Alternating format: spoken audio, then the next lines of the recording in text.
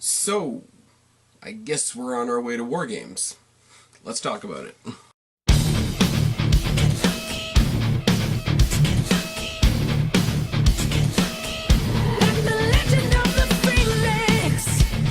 What's going on, everybody? It's your buddy, it's your pal Spaz Phoenix, the YWC Reality Check here with your October 24th NXT review. And as I said in the opening just a second ago, we are definitely on our way to WarGames now.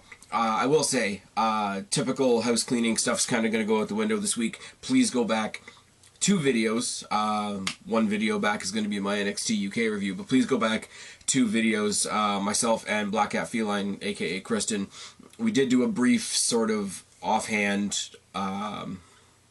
ramble, I guess you could say, about the Roman Reigns situation and the announcement that took place on Raw. And yeah, if nothing else, it gave me an opportunity to try out my new headset. So please go check that out. All the typical stuff is up in the annotation up above. The playlists for NXT, NXT UK, Mae Young Classic, 205 Live,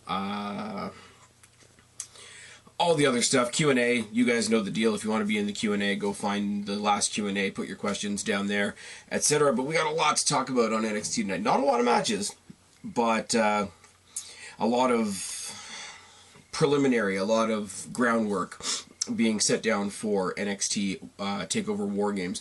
We started off outside the arena with William Regal talking to the security, saying, you know, before Aleister Black's able to get into the arena, you got to redirect him to me. I'm going to handle this. Roddy, rah. We can't have this going out of control. Basically giving the security guards or the indie wrestlers in costumes a pep talk. And yeah, it sort of set the tone for the night. In the arena, we had the entrance of the Undisputed Era. All 4 members of the Undisputed Era with, you know, with a ringing out Bobby chant for the returning Bobby Fish. Not Michael Cole, Adam Cole takes the microphone and says, "Bobby's back. We're back at full strength. Just ask the War Raiders. We demolished them. We'll make short work of anybody here in NXT. We're here to set an example. You guys are not NXT. We are NXT. Ricochet has my property. He didn't beat me. He beat Pete Dunne. I need a title shot."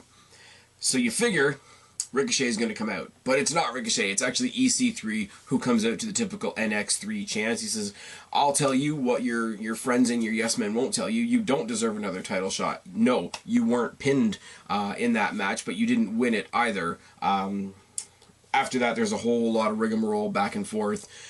Basically bait and switch between the 2 guys. Ultimately, Adam Cole challenges EC3 to a match. Right then and there, we have a referee sprint down to the ring.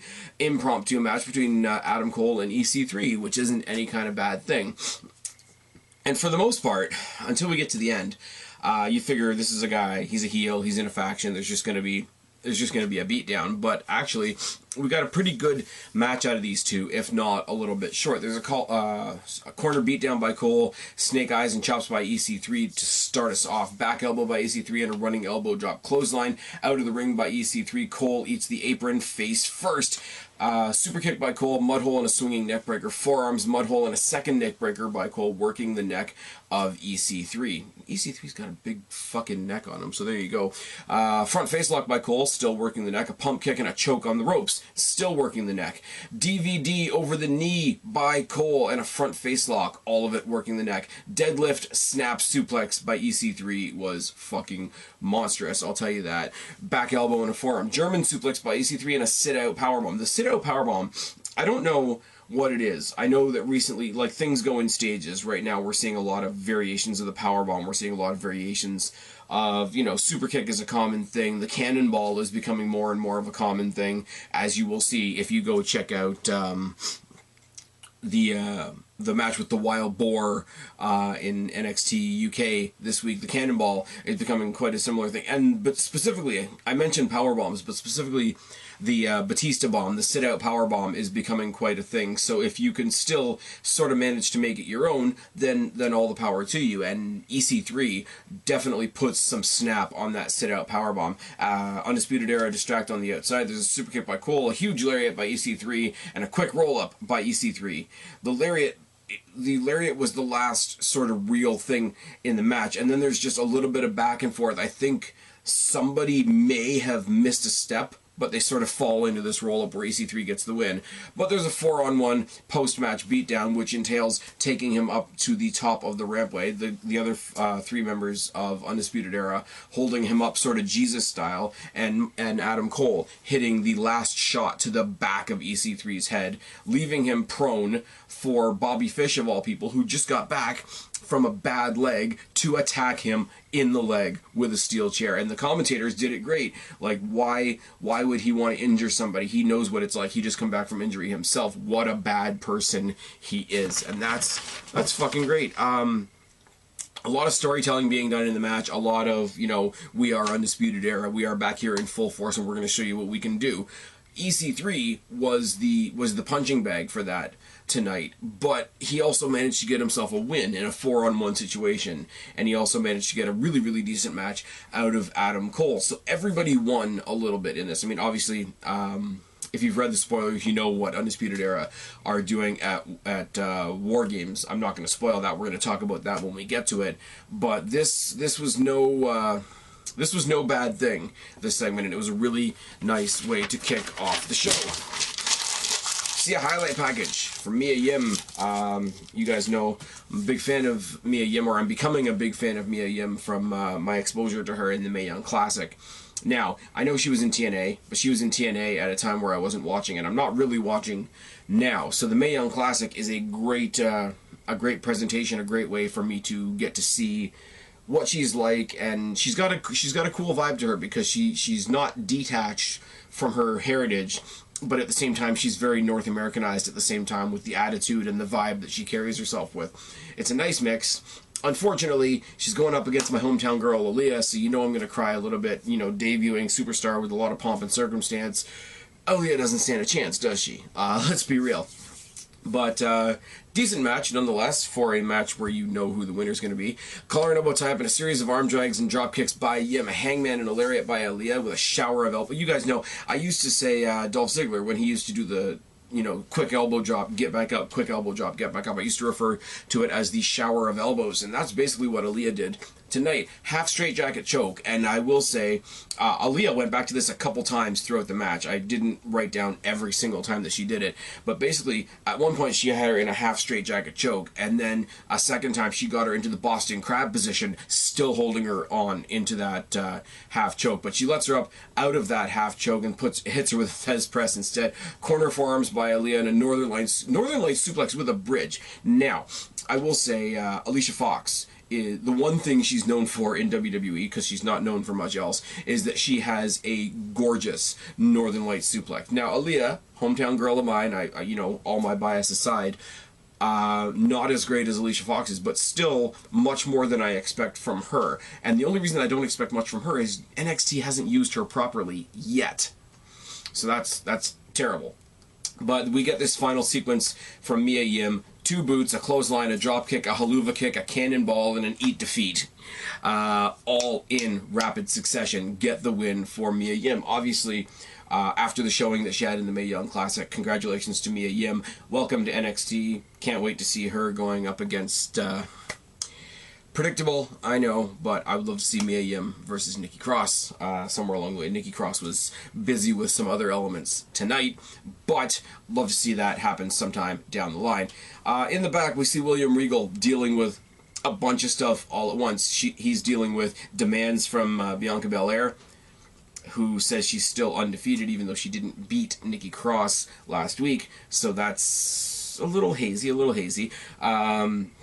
He's in the middle of an interview where they're trying to figure out what happened to Aleister Black, what Nikki told Aleister Black, etc., and he says he doesn't know. And then he's confronted by the Undisputed Era, who, even though they did a 4-on-1 beatdown on EC3, they're complaining about EC3's actions and all that. But William Regal says, you know, you guys sort of fucked up our tag team title match last week, Adam Cole specifically and Bobby Fish specifically, so you two are taking on the War Raiders next week. So the 2 members of Undisputed Era that aren't the tag team champions are going to be facing the guys that want to be tag team champions. It's a little weird, but I mean, it's Adam Cole, so it's going to be good. It's Bobby Fish, you know, making his return to the ring, so we already know the crowd's behind him. It should be good. It's a little weird. It doesn't quite make sense, but I'm sure as we get closer to WarGames, it will make more sense.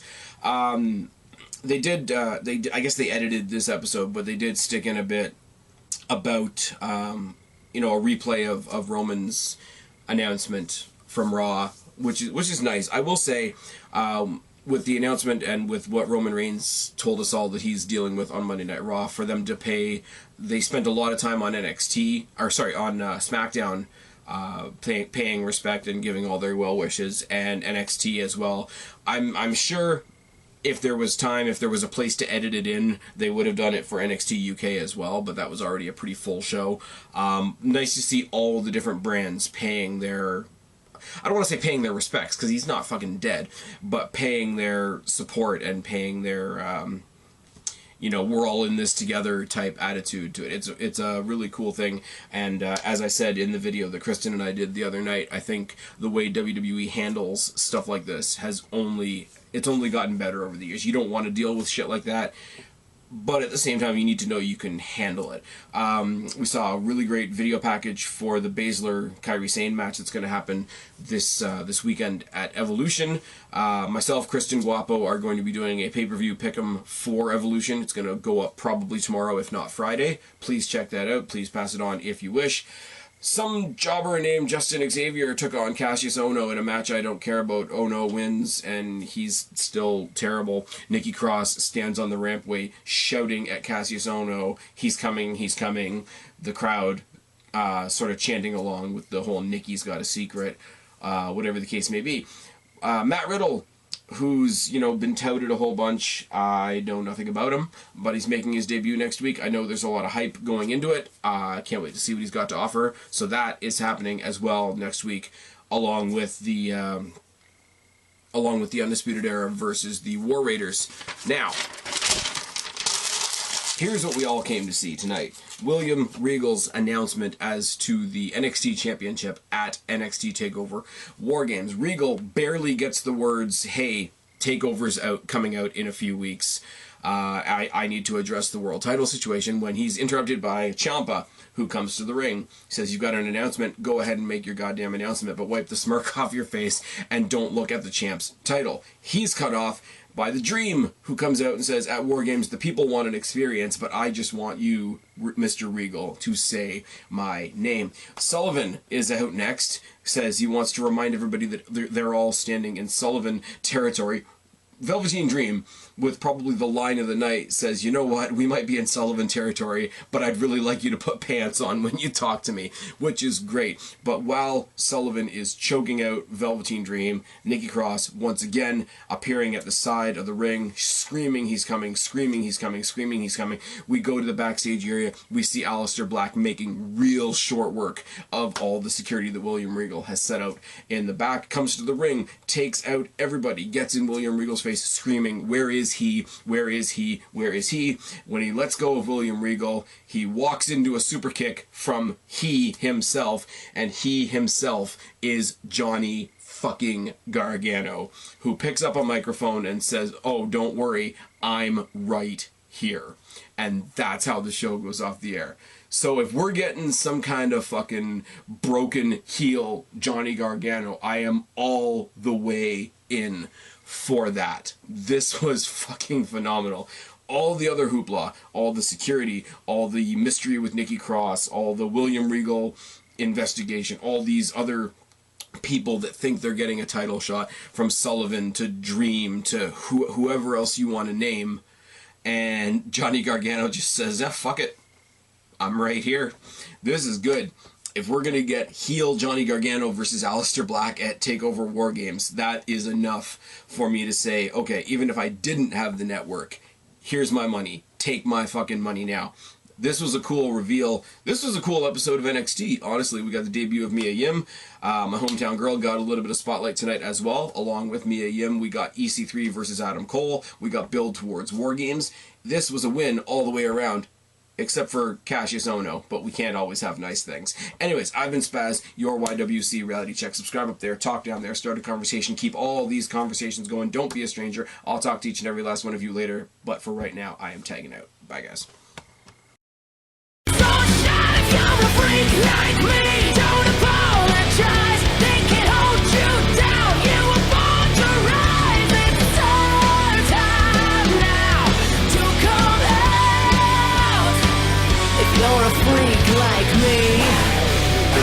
guys for a little bit now. Watch out on Fight TV for Destiny Wrestling's first ever pay-per-view, Fearless. I dropped a couple of the names that are going to be involved in the show last time I talked about it, but we now have the official main event announced. Now, a little bit of backstory. Up until very, very recently, WWE UK champion Pete Dunne was the Destiny World Champion. Now, due to injury, he couldn't come over from the UK to Mississauga to defend his title against Josh Alexander, Toronto boy, hometown boy, etc. So they needed to crown an interim Destiny World Champion, and it was fought between Josh Alexander, low key, and one of the local guys within the federation by the name of Aiden. Now, Josh Alexander got his hometown victory moment. He is the Destiny Wrestling interim world champion. He's going on to Fearless on Fight TV to face Rich Swann and Ray Phoenix. So if you weren't already going to check it out, you might want to check it out now. Tell them I sent you, and I'll talk to you guys later. Bye.